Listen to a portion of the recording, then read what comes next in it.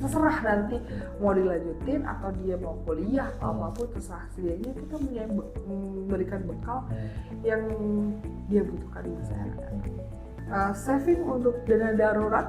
Dana darurat ya teman-teman ini pasti lupa untuk dana darurat perusahaan dan gas aja udah. Gas ya. Apapun itu yang selagi maksudnya kita bisa do action. Hai Sobat Kreatif, ketemu lagi dengan gue Kreativo di Kreativo Podcast.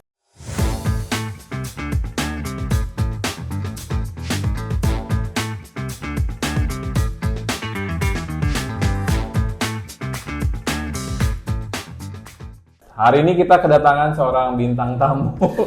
Kok bintang tamu? Seorang narasumber, seorang mentor dan trainer, Tante Devita. Oke, selamat datang Tante di acara podcast gua. Oke. Hari ini kita akan bahas nih banyak hal tentang lo gitu. Gua pengen tahu, mungkin audiens pengen tahu juga tentang siapa sih Tante Devita dan pencapaian-pencapaian apa yang akhirnya membuat lo seperti sekarang gitu ya. Kita akan coba ulas, kita akan coba hadirkan beberapa foto-foto yang itu akan menjadi bagian cerita dari seorang Tante Devita. Oke lah ya? Boleh. Oke, siap. Oke, kita mulai dari foto pertama nih. Kita akan lihat Tante Supermi. Oke. Supermi banget ya. Oke. Iya. Ini apa nih Tante Devita? Jadi kok ada seperti ini? Kalau nggak salah tahun 2014 atau 2015 deh, aku lupa. Ini aku zamannya masih mungkin ya masih pencarian jati diri ya, jadi modal-modal. Jadi bisa lihat bedanya bertambahnya tahun emang semakin gede gitu ya. Tapi aku senang banget di fase ini aku bisa berjejaring dengan banyak orang. Aku kenal tuh fotografer, terus gimana caranya angle yang bagus dan lain-lainnya. Ya di situ dapatnya pengalaman banyak banget. Oke, siap. Ini Tante Devita versi light.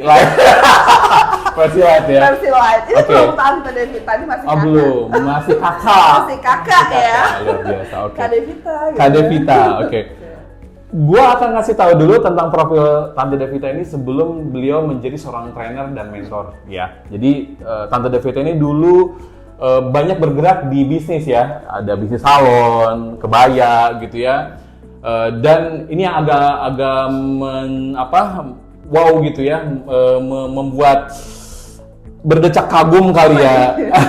Soalnya Tante Devita ini ternyata seorang nutrisionis ternyata gitu ya.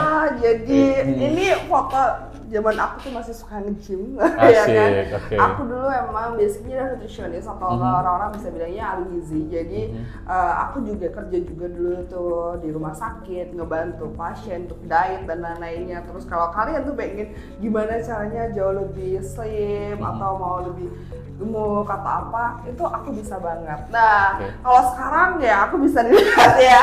Tapi emang kalau aku tuh lebih suka sekarang tuh curve. Jadi emang bentuk tubuhku itu curve. Jadi aku waktu ini masih remaja ya kan, itu tuh emang masih kayak gini. Terus habis itu aku nge-gymnya tuh emang lebih suka yang bulking gitu.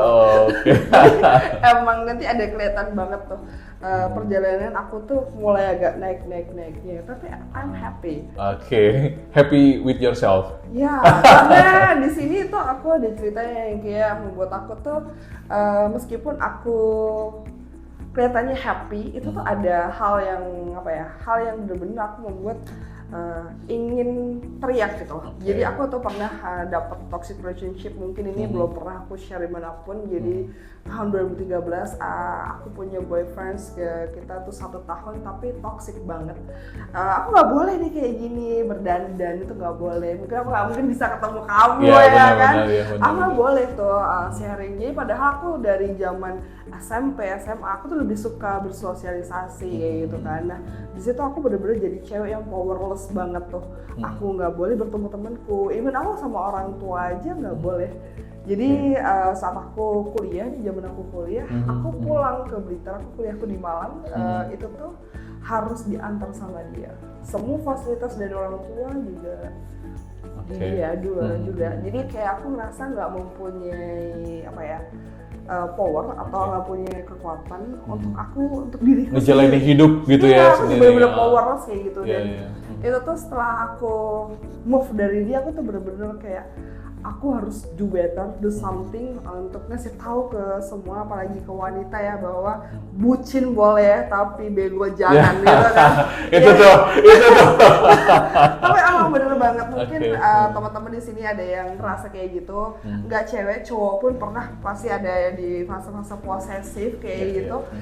Kalian tuh punya hak untuk better, ya kan? Kamu boleh banget menjalani hidupmu, kamu berhak bahagia. Jadi meskipun kamu sekarang mungkin lagi di toxic relationship, cari caranya untuk kamu bisa keluar, karena kita tahu untuk mencari jalan keluarnya itu susah banget kayak gitu. Jadi kalau sekarang tuh ada orang-orang yang kayak gitu, aku akan ngebantu banget karena aku tahu rasanya kayak gimana. Dulu terjebak dengan lingkaran setan gitu ya, nggak sih kayak gitu ya. Jadi siapa yang ngerasa kayak udah saking bucinnya, dia disakitin, ya nggak apa-apa sakitin aku. Karena dari itu kamu akan fight dengan jadi kayak diri gitu, tapi sendiri ternyata gitu nggak ya. boleh karena kita berhak bahagia. Oke, mantap. Oke, jadi Tante Devita ini kalau bicara masa sekarang, masa gemilang gitu ya, beliau itu sering banget dapat undangan gitu ya, jadi trainer, jadi mentor, emang expertise beliau lah gitu ya di situ, di trainer gitu. Nah, di sini banyak banget terlibat di banyak seminar, webinar, workshop gitu ya, apalagi kaitannya dengan marketplace, karena beliau ini juga seorang expert ya di marketplace. Nah, kita akan coba gali di sini di masa-masa perjalanan beliau dari awal sampai bisa ngebangun sebuah bisnis yang sustain gitu ya, yang emang akhirnya digital marketing menjadi salah satu expertise dia sekarang ini gitu ya. Oke, ini foto pertama. Kayaknya so kita ke foto kedua, kita lihat. Nah, ini nih. Ini Beda banget ya. Beda sekali ya ini Tapi ya. jadi malu banget. Ini pas apa nih Tante? Mungkin bisa diceritakan ini Ini ada pas waktu hari jadi Kabupaten Blitar. Aku emang dari desa teman-teman ya, jadi aku dari Blitar. Aku nggak malu, aku akan bangga banget karena aku memang dari nama Blitar gitu ya. Okay. Itu ini pas lagi hari jadi. Oke. Ini bukan Kartinian bukan? Oh bukan. Biasanya kan ada ya kan ini gitu. ya. Enggak, ini hari jadi karena memang Oke. aku dulu ada salah satu duta wisata. Jadi kayak agent gitu ya. Jadi untuk mempromosikan pariwisata Kabupaten Blitar ke kancah luar gitu kan. Nah, aku sebagai salah satu pemudi ya. Pemudi ya. Ya masih pemudi, masih kakak waktu itu. Ini jeng apa namanya nih? Jeng apa? Ya namanya di sana tuh Gus dan Jeng. Jadi Oh, kalau I see. cewek dipanggil Jeng, kalau cowok Gus. Oke. Gitu. Kalau di Jakarta kayak Abang None Iya, gitu ya betul, nggak sih? kayak Abang gitu. None Oke. gitu. Ini tahun 2000? 2013, tapi ini 2013. fotonya diambil 2015. Oh, oke. Jadi terus pakai tuh sampai 2015. Oke, ini perjalanan Tante Devita ya luar biasa nih. Aku juga baru tahu nih ternyata ikut jeng apa sih maksudnya kalau di Blitar itu? Duta pariwisata. Duta pariwisata. Oke. Jadi kamu kenalnya udah Iya, udah versi yang sekarang gitu ya. Sekarang ya. Iya, versi modern lah ya gitu. Oke. Dulu masih gadis desa. Dari desa. Oke, next kita lihat lagi foto Tante Devita. Nah, ini lagi, oh ini Raisa atau Tante Devita nih? Kok kayak Raisa ya dia? Raiso ya. Raiso. Ini lagi momen apa nih Tante nih? Ini pas lagi malam ini ya grand finalnya. Oh, I Waktu see. itu dari 2013 deh ini. Jadi waktu itu tuh harusnya tuh aku tuh masuk 3 besar. Katanya tuh aku bisa jadi yang kedua gitu ya. Nah tapi nih ya waktu itu kan ada polling untuk Gus atau Jeng yang favorit. Kalian tahu nggak sih dulu tuh masih pakai koran. Oke. Ya kan, kalau suara kita banyak tuh harus beli koran atau siapa yang suka sama kita harus memilih kita terus kirim. Oh iya. Oke. Tahu nggak dulu dapat berapa? Berapa? 95%. Oh my god. Jadi dari pihaknya Radar nih mengharuskan ya nggak boleh double gelar ya dalam dulu ya. Jadi mau nggak mau aku jadinya Jeng favorit karena memang aku dapet sebanyak itu. Terus aku tanya dong, gimana tuh ceritanya? dari dulu nih, papaku tuh orangnya tuh nggak pernah mau support. Even aku zaman SMA, aku tuh daftar sekolah sendiri karena biar tahu rasanya dan lain-lainnya. Waktu dulu pun aku juga nih, waktu ini juga aku bilang, tolong tumpah ini nih bantu aku dan lain-lainnya. Dia bilang ke aku enggak, dan aku menjalani karantina itu tuh ya udah, aku bener-bener fokus untuk do the best. Dan waktu itu ada juga nih, salah satu narasumbernya itu papa aku. Oh gitu. Jadi di depan teman-teman yang lainnya, aku salah nggak kenal kalau dia itu bapak gua, ya kan? Nggak boleh ya kan? Jadi kayak iya dan lain-lainnya. Tapi habis itu kan, kok bisa banyak gitu kan? Aku nggak expect aku mempunyai polling sebesar itu. Tahu nggak ya? Mungkin seorang bapak lah ya. Tiba-tiba dia memborong semua koran. Hari itu ada, aku baru lihat tuh pas nyampe rumah tuh full gitu loh dengan koran-koran. Jadi kayaknya aku bisa menang jadi jam favorit dari situ ya. Dari papa ya kan. The power of papa ya. Tapi di situ aku bilang harusnya gak usah, apa karena bisa menang. Oke.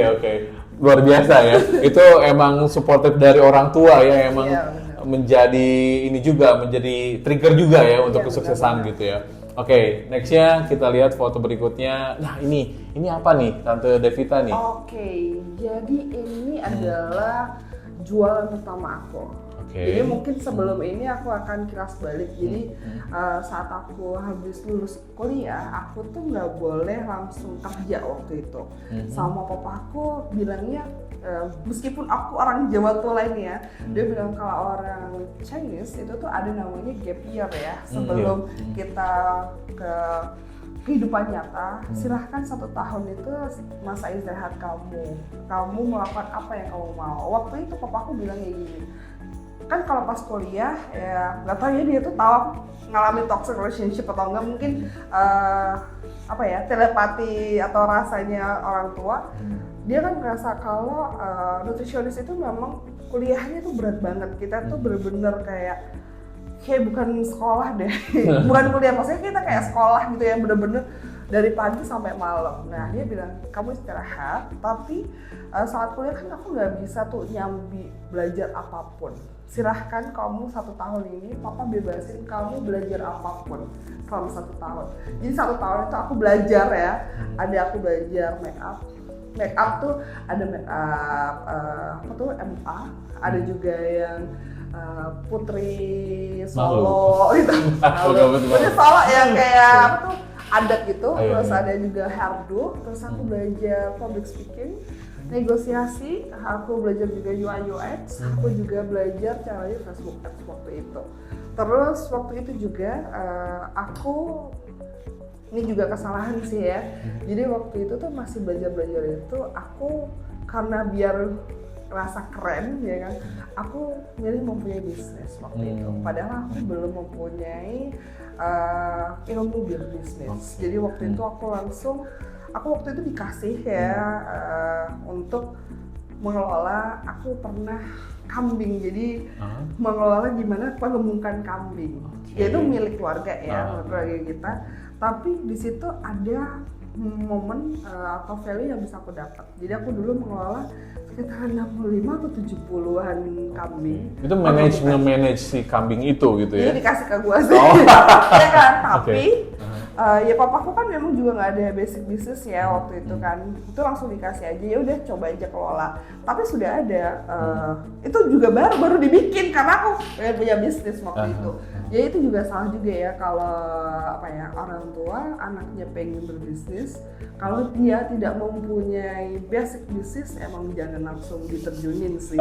Ya, itu bunuh diri ya? Enggak, bunuh diri dan itu banyak uang yang hilang akhirnya. Itu cost untuk belajar berarti ya? Iya, tapi di situ papaku juga bilang, kan aku bayangin ya, pengemukan kambing kan perlu waktu ya, 6 bulan dan lain-lainnya. Harga beli kita tuh 2,5. Terus kambing yang kita jual itu cuma 3 juta. Terus dalam 6 bulan itu kita cuma dapat keuntungan 500. Ada juga yang cuma keuntungan 100 rupiah. 100 ribu. Di situ kan bener-bener itu nggak nutupin cost yang kita lakukan tiap hari ya. Nah di situ memang waktu itu ada yang nipu, jadi saat pembelian itu sudah di markup karena kita papa juga nggak tahu tuh harga pasar dan lain-lainnya. Nah di situ learningnya adalah kalian harus kuasai dulu untuk tahu berapa sih harganya dan lain-lainnya. Research itu penting. Terus selanjutnya aku juga jualan kebaya. Jadi kebaya itu kalau kalian lihat Devita enak, saya mau bilang aku dulu door to door tuh dari salon satu, yang tukang rias satu ke tukang rias yang lainnya menawarkan mau beli kebaya dan lain-lainnya. Apakah dulu nggak ada Facebook atau apapun? Ada, tapi aku tuh malu kalau orang lain sekitarku tuh tahu kalau aku jualan. Tapi aku akhirnya datang tempat satu ke tempat yang lainnya. Apakah pernah ditolak? Sering. Terus kenapa aku memilih itu? Karena aku melihat mamaku tuh basicnya adalah perias dulu. Di situ aku bisa melihat habit seorang perias itu sekali beli kebaya itu nggak cuma satu. Dia beli itu pasti satu pasang itu satu contoh warna biru gitu ya. Itu tuh untuk mantennya, habis itu untuk kembar mayanya, untuk orang tuanya sama domestiknya, dan pagar bagus dan pagar ayunya. Jadi satu set itu bisa puluhan juta. Itu satu warna, dan bisa jadi satu warna itu dia punya beberapa varian modelnya. Itu kenapa saya memilih jualan kebaya waktu itu. Awalnya oke. Nah, ada kesalahan yang kedua yang saya lakukan adalah aku bayarnya cash tempo. Nah, jadi ngutangin ya teman-teman ya, kalau kita fondasinya belum kuat, please jangan hutangin.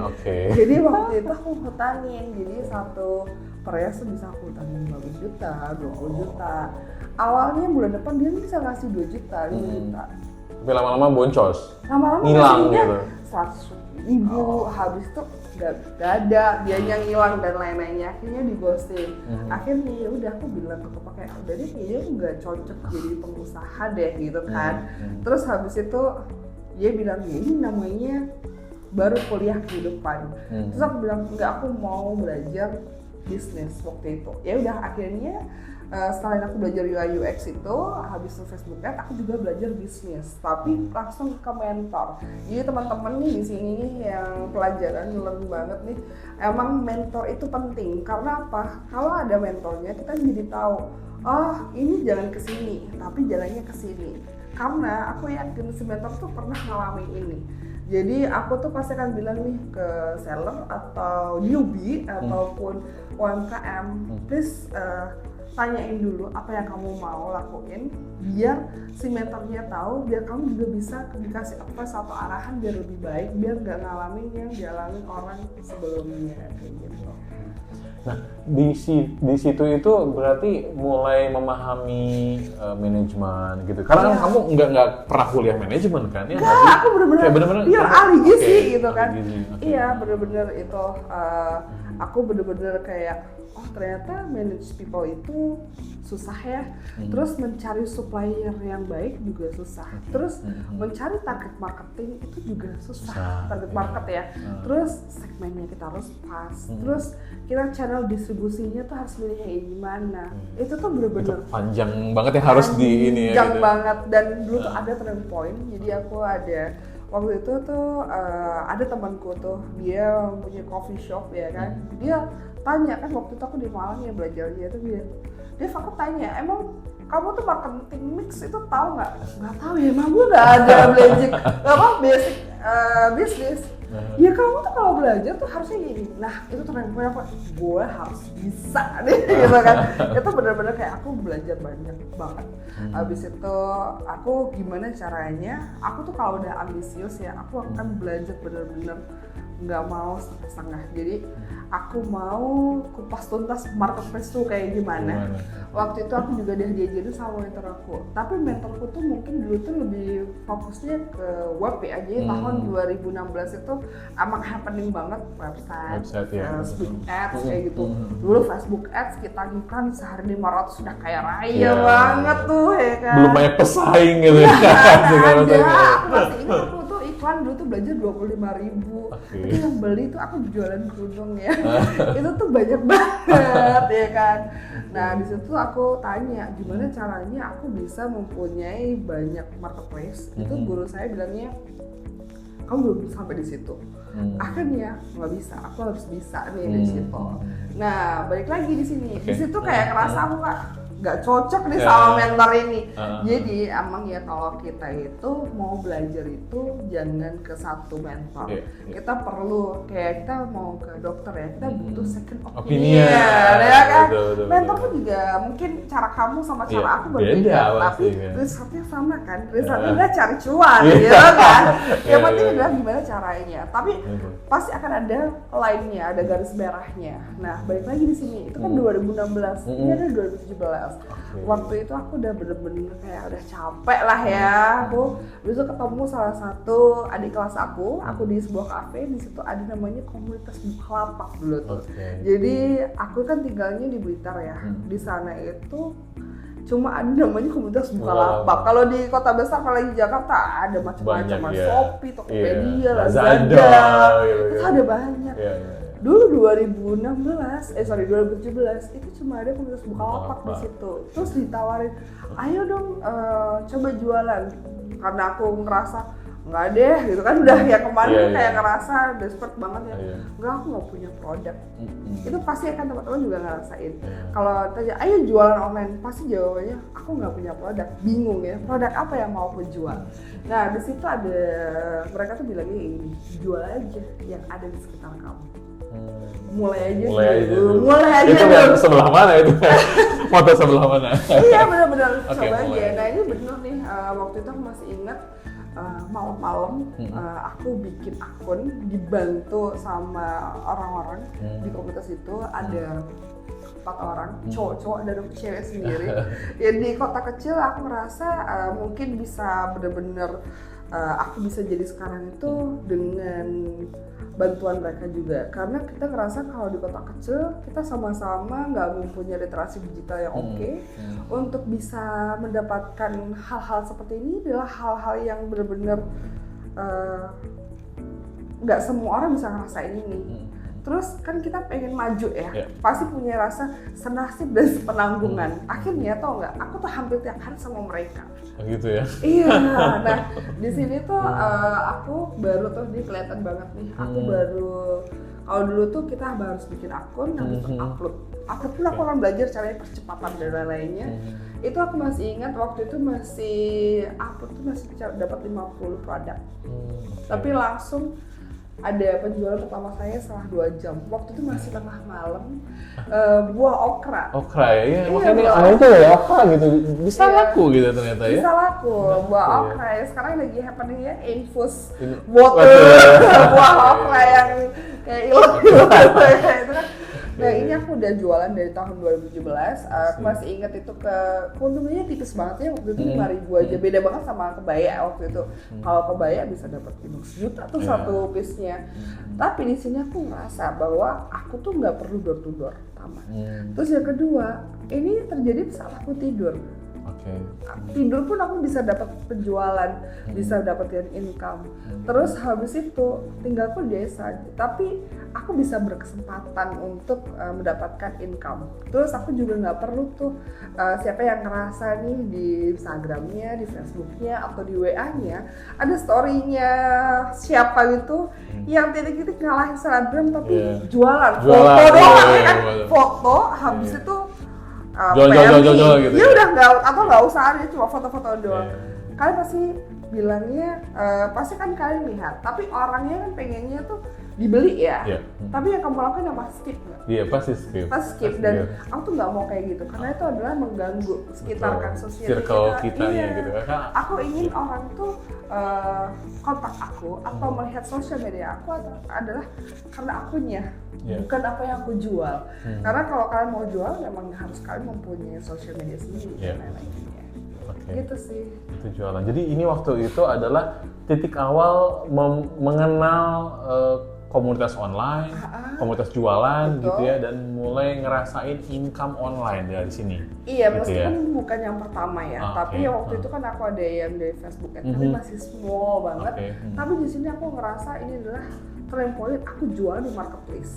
Kalau dulu kan di Facebook biasa ya, ini benar-benar di marketplace, ini penjual pertama aku. Dan aku ngerasa itu keajaiban online itu dari sini gitu ya. Makanya dari sini kamu mulai berbagi magic yang ini ya, maksudnya kayak kamu formula dulu di kamu pengen menyebarkan ke banyak orang, kan semua orang tuh pasti bisa kan kalau mau belajar gitu ya. Kayak gitu. Oke, ini adalah foto di mana Tante Devita memulai bisnis online ya. Oke, kita lihat next selanjutnya. Di foto ini, ini ibu-ibu berdaster nih. Oh iya, tante berdaster ya. Bisa diceritakan ini dasternya create sendiri, bikin sendiri atau gimana nih? Oh gitu? Jadi memang kita tuh emang dari tetangga sebelah. Aku menjualkan lagi karena kamu bilang tadi aku Palu Gada, apa yang mau gue ada, tapi biar kita ada something differentnya, kita kan memang harus menggunakan foto sendiri ya kan, foto produknya harus bagus. Waktu itu ya namanya kita masih merintis ya, untuk meng-hire seorang model kan cukup lumayan modalnya kan, ya meskipun gini-gini kan dulu juga ada basic model. Jadi untuk menghemat budget jadilah itu. Iya, tapi ini aku lihat, ini kayak Pevita Pierce ya, nggak sih? Kayak benar-benar ini kayak Pevita Pierce nih. Kalau ini baru model-model. kita. Oke, ini tahun 2000 berapa nih? 17 juga. Oke, jadi 2017 itu kayak setelah penjualan pertama itu, aku langsung dapat magic happen. Aku langsung main produk lain gitu ya, coba main produk semuanya. Terus ada produk pertanian juga di waktu itu ada seriusan karena aku Palu Gada guys. Selain ini ada duster, nanti ada produk fashion yang lainnya. Aku juga pertanian atau polybag ya. Polybag, yang buat ini ya tanaman gitu ya? Iya polybag sama paranet tau nggak? Apa tuh? Paranet tuh jadi kalau biar nggak kena panas langsung, jadi kayak jaring-jaring gitu. Iya. Nah, aku tiba-tiba tanpa ada koneksi, tanpa ada orang dalam, tiba-tiba di waktu ini masih di Bukalapak juga, tiba-tiba ada orang tuh mau beli banyak, langsung pesen 550 kilo polybag. Gokil. Dan itu tanpa iklan sama sekali. Tanpa iklan, ini benar-benar organik. Jadi 550 kilo plus paranetnya itu 18 atau 20 gulung paranet. Jadi bal gitu kan. Jadi kayak aku rasa ini beneran dan lain-lainnya. Nah, aku masih ingat waktu itu aja dari jualannya aku bisa dapat berapa juta. Terus tambahan lagi itu dari ekspedisi. Kan kargo ya, itu juga masih dapat cashback. Di tahun 2017 aku masih juga udah dapat cashback tuh. Jadi dari satu transaksi itu aku bisa dapat 5-7 juta tuh Pak. Wow. Tanpa orang dalam, tanpa iklan. Tanpa iklan ya. Iya. Gokil. Oke, nextnya nih, kita ini 2017, kilas 2017, kita lihat lagi ke sini. Ini udah mulai produksi produk sendiri ini yang ini. Ini legging ya, jualan legging yang ini. Legging, tapi juga ngambil juga, tapi tinggal aku kemas aja. Tapi balik lagi, aku nggak. Secara brand udah ada brandnya ini. Maksudnya kamu develop brand sendiri atau emang brand orang lain yang kamu ambil? Ini langsung jualan aja. Siap. Langsung jualan aja, tapi tetap itu fotonya. Fotonya, iya. Jadi memang diferensiasinya adalah foto real nih gitu ya. Iya. Karena dulu itu guys, kalau kita fotonya sama, itu tuh peluang kita untuk dapetin customer itu kecil banget. Iya, betul. Tapi kalau kita berani be difference, itu tuh orang pasti akan ngambil kita. Apalagi kalau kita ratingnya udah bagus, terus kita tuh balasnya cepet dan lain-lainnya. Pas respon gitu ya? Iya, itu tuh oke banget. Dan ini penjualannya gede banget tuh waktu dulu. Tetap 2017 yang ini? Ini 2017. Tetap 2017. Ini dia di legging ya. Nextnya lagi. Ini nih Ranger Camp ya, Maret 2019 nih. Jadi dari 2017 produk jualan sampai akhirnya ketemu komunitas Bukalapak yang emang bikin acara Ranger gitu ya. Bisa cerita nggak sih Ranger Camp itu apa sih sebenarnya? Sebenarnya kalau kita ngomongin Rangers, aku tuh udah Ranger itu dari 2018 sebenarnya. Ranger itu adalah kayak leader di masing-masing kota untuk membantu para salesnya di kota tersebut. Jadi kita kayak perpanjangan tangannya dari Bukalapak, dari komunitas Bukalapak untuk menyampaikannya. Itu tuh biar informasi lebih cepat gitu guys. Terus habis itu kita kalau sebagai ranger pasti akan dapat fasilitas, benefitnya lah ya. Kita nggak digaji, tapi kita dapat contoh nih ada badge rangernya. Berarti kalau sekarang tuh jauh lebih terpercaya. Terus kita bisa dulu tuh ganti judul. Kan kalau judul kan kita mau cari yang terlaris ya. Itu kan kita harus riset ya. Itu bisa. Terus kita juga dapat kadang promote push, dapat push itu kayak features gitu ya, features yang emang aku bagusnya itu tuh dari community ini adalah kita itu dibantu support, atau benefitnya itu untuk membantu meningkatkan penjualan dan SDM kita. Itu yang membuat aku oke banget. Dan di sini aku pas waktu itu 2019 ini ketemu dengan semua para ranger seluruh Indonesia. Kita di situ lagi ranger camp ketemu. Nah di sini aku bisa berjejaring banyak bersama ranger-ranger kota lain. Di situ kita jadi tahu ya kota ini UMKM-nya atau pesannya kayak gimana. Akhirnya timbul nih berjejaring, kita berkolaborasi untuk dibentuk secara individual dan secara komunitas. Ya. Ini 2 hari, 15 sampai 17 gitu ya. Kayak bootcamp berarti modelnya. Iya, kayak bootcamp. Ya? Di sini diajarin banyak tuh, ada public speaking, manajemen keuangan, terus cara leadership dan lain-lainnya. Jadi emang secara komunitas Bukalapak ini lebih banyak ngasih edukasi, pelatihan, pengembangan diri gitu, lebih ke situ ya? Iya, waktu aku jadi ranger dulu itu yang aku dapetin. Dan aku kayak terima kasih banget sih ke community Bukalapak ini karena dari sini aku bisa bertumbuh pesat banget. Aku bisa menjadi mempunyai Kisah sukses?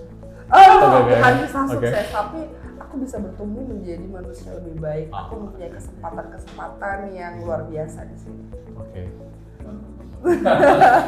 ini dari Ranger Camp 2019.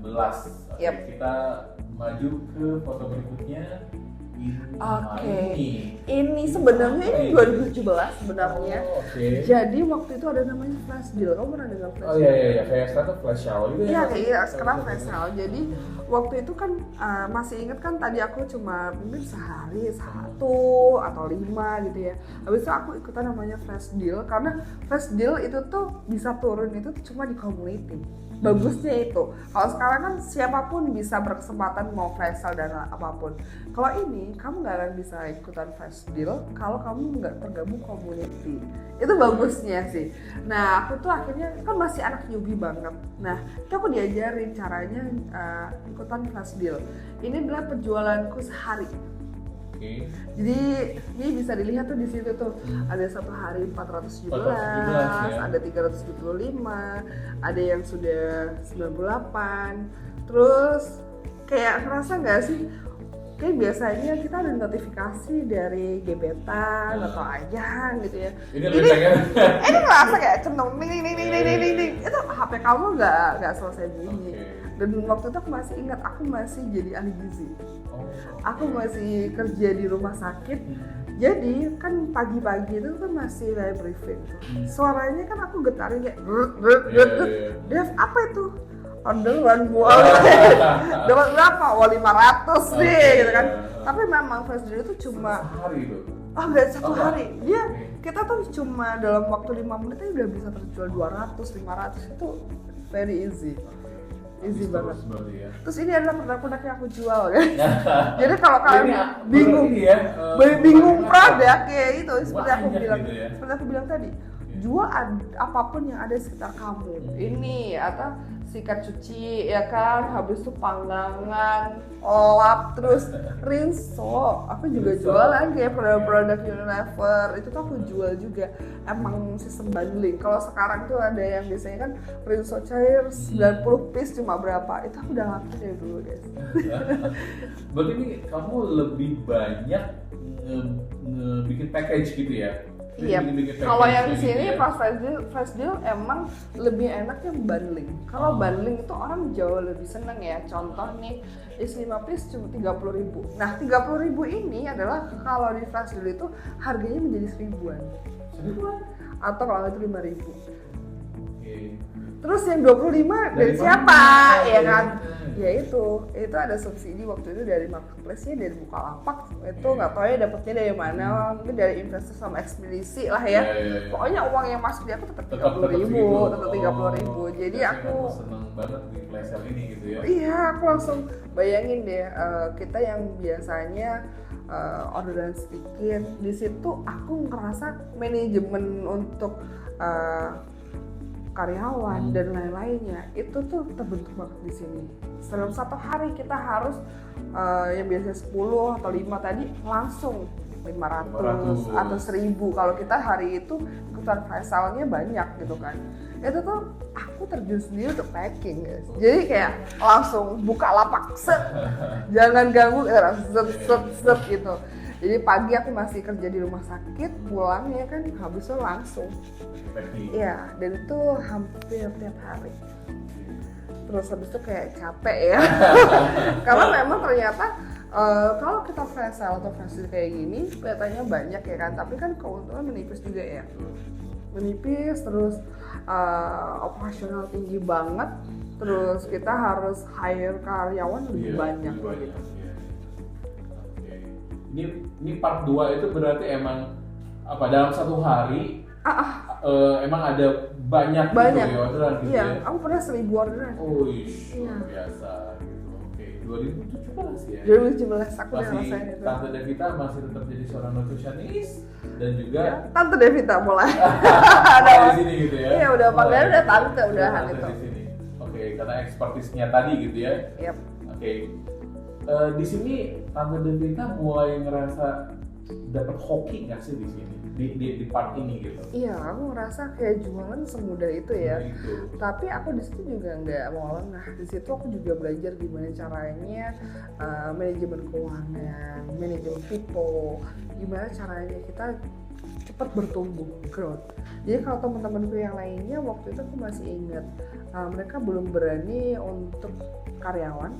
Aku udah karyawan langsung karena aku tahu ini kayak gini karena aku harus growth dan aku harus big, harus besar. Kalau aku mau besar nggak mungkin aku sendirian. Terus kalau ditanya emang nggak takut bayar karyawan dan lain-lainnya, ya pasti kita semua ada perhitungannya. Makanya kita harus belajar tentang manajemen keuangan gitu. Nah itu satu hal yang aku kagumi dari dirimu adalah berani. Yang nggak sih kayak kan gini, nge-hire karyawan tuh sesuatu hal yang sulit. Ya nggak sih, delegasi, kepercayaan, tanggung jawab. Itu banyak banget. Maksudnya kalau sendiri kan ya udah ribet sendiri. Ketika ada karyawan kan jadi ribetnya jadi lebih banyak gitu ya, ngurusin orang masalahnya. Dan kayak kenapa waktu itu udah mau yaudah gue hire karyawan gitu. Itu apa yang men-trigger supaya maksudnya nambah karyawan banyak gitu ya di bisnis ini, lebih ke apa sebenarnya alasannya? Apakah karena memang mau ngebagi waktunya lebih, maksudnya kan ada orang tuh kalau udah dapat orderan banyak ya udah dia resign dari tempat kerja dia akan fokus di situ. Nah kalau jadi kan udah kayak ya udah dia top tim gitu kan. Itu bisa diceritain gimana? Jadi kalau waktu dulu tuh emang aku dari 2016 tuh sebenarnya aku pernah main psikolog ya. Ya di situ tuh aku basicnya adalah perfeksionis. Jadi aku tuh kayak nggak bisa, dan aku tuh emang nggak bisa tidur. Nah karena saat aku itu malam itu tuh pasti pas saat tidur aja nih kita tuh di sini overthinking. Nah karena si perfeksionisnya itu aku harus ambil dan lain-lainnya. Nah waktu itu kayak bener-bener aku kayak burn out banget. Aku ke psikologku bilang kayak gini, Mbak Devita, aku tahu kok kamu orangnya perfeksionis, tapi nggak perlu jadi 100 kok, 98 boleh kan? Boleh dong kasih kepercayaan 2% aja untuk ke orang lain, mencoba untuk percaya lagi, karena memang aku punya trust issue untuk percaya ke orang ya. Coba untuk percaya ke orang, gagal yang pasti, tapi jangan berekspektasi tinggi dulu. Belajar, ajarin dia, karena untuk bisa menjadi ke kamu, kalau kamu kan bisa tek karena mungkin daya tangkap kamu cepat, tapi orang lain daya tangkapnya berbeda. Silakan kamu belajar untuk itu. Jadi aku ada terapi untuk belajar memberikan kepercayaan ke orang. di situ. Tapi aku sudah menentukan aku hire karyawan. Dan kita tahu memang secara SDM di kota kecil beda di Jakarta ya. Jakarta enak banget kamu mau mencari qualified kayak gimana pun ada. Kalau di kota kecil aku harus ngajarin dari nol, gimana caranya dia berkomunikasi, gimana daya tangkapnya, itu aku ajarin. Waktu dulu tuh ngajarinnya itu tuh bener-bener sampai 3 kali. Pokoknya aku punya cara untuk ngajarin orang itu. Pertama, dia harus melihat dulu apa yang aku kerjain. Habis itu dia melakukannya, tapi aku ada di sampingnya. Yang ketiga, dia lakuin sendiri. Salah nggak apa-apa.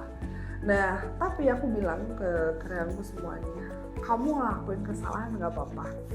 Karena aku tahu semua orang punya kesalahan. Tapi dari salah itu kamu ngerasain nih, aku nextnya nggak akan bisa kayak gini. Tapi sebelumnya pas aku kasih tahu, jangan melakukan hal ini. Tapi ya itu, keberanian kita untuk do something, untuk take action, itu yang akan menentukan kita nextnya kayak gimana. Oke. Bagus banget ya ini, bicara kepercayaan emang begitu ya. Maksudnya kalau kita punya trust issue dan masih terbelenggu dengan trust issue itu, kita nggak pernah bisa berkolaborasi dengan orang lain tentunya. Betul. Gitu ya sih. Padahal kan emang sebagai makhluk sosial ya, kita juga emang butuh bersosialisasi gitu ya, bersosialisasi, butuh memberikan kepercayaan ke orang lain gitu kan. Dan ya jadi berarti bareng di situ gitu ya.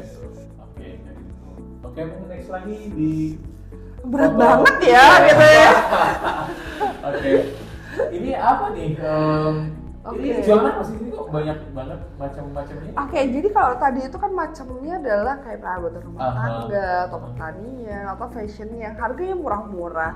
Di situ kan aku tadi ngerasa kayak capek dan lain-lainnya. Nah, capek pergi gitu. Iya. Nah, tahun 2019 karena aku tahun 2016 tadi kelas balik kan aku pernah belajar Facebook Ads ya, tapi belum yang expert dan lainnya. Di tahun 2019 aku belajar nih gimana caranya Facebook Ads secara yang benar-benar expert. Aku belajar ke praktisi, jadi aku tuh belajarnya tuh ada 2 caranya.